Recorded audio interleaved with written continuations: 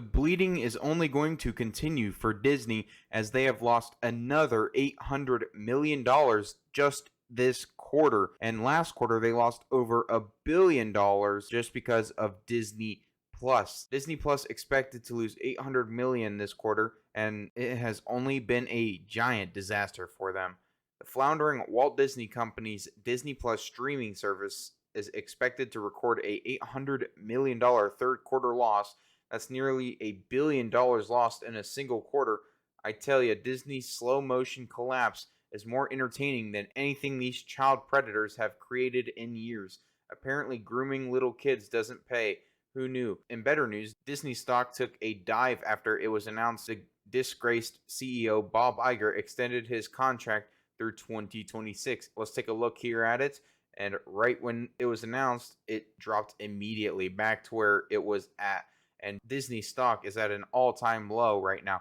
It hasn't been this low in years. Their stock is only suffering the longer Bob Iger stays there. But Bob Iger also is so desperate that he is considering selling streaming services and many other assets to try to keep Disney alive. This has been rumored for a very long time, but now it's looking like it's actually true.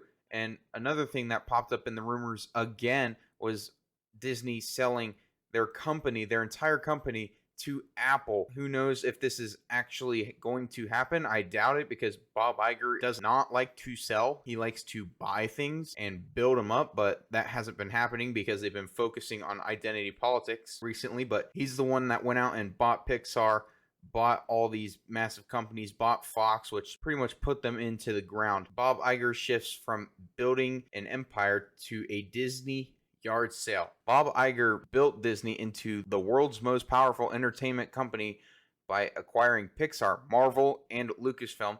Now he's looking to downsize. Iger put roughly a third of the company up for sale this week, declaring Disney's linear TV assets non-core.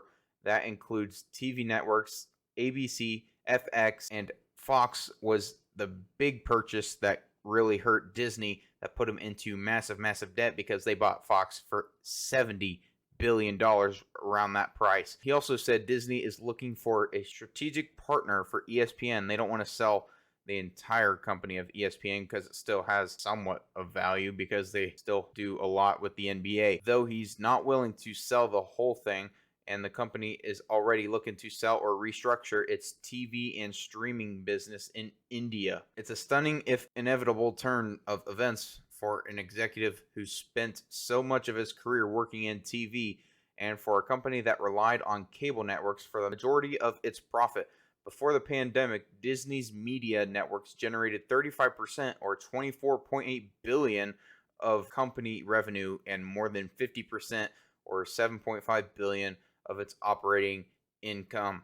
Yet the accelerating decline of cable TV has limited Iger's options. He thought he'd solved this problem with Disney Plus and Hulu, his mass market streaming services, but his streaming business is expected to register a loss of about $800 million in the company's just ended third quarter. Management chased streaming subscribers to an unsubstantially low prices to goose the launch of Disney Plus in 2019, and now seeking to raise prices without alienating customers. By the way, Disney Plus has lost 4 million subscribers just last quarter, and they lost another 2 million the quarter before. So in the last 6 months, they've lost right around 6 million subscribers. Iger put up a for sale sign during an interview with CNBC. It's not yet clear how serious Iger is about selling entire TV networks. ABC, for example, is key to retaining NBA rights. FX has been a key supplier of programming to Hulu, which Iger plans to keep and fold into Disney Plus. Yet Iger's CNBC interview was unmistakably a distress signal. Disney is contractually obligated to buy Comcast Corp's one-third stake in Hulu in a deal that would value the business at least $27.5 billion. And this could have all been avoided if Disney would have stayed out of identity politics and just focused on entertaining audiences. Because the moment they shifted to identity politics and not caring about the audience, fans just turned away or not going to the parks either. And Universal is absolutely destroying Disney. Disney is slowly plummeting to its death, and it is absolutely glorious. But anyway, that's all for me. If you liked the video, hit the like button. Comment your guys' thoughts down below, and I'll see you guys in the next one. Peace.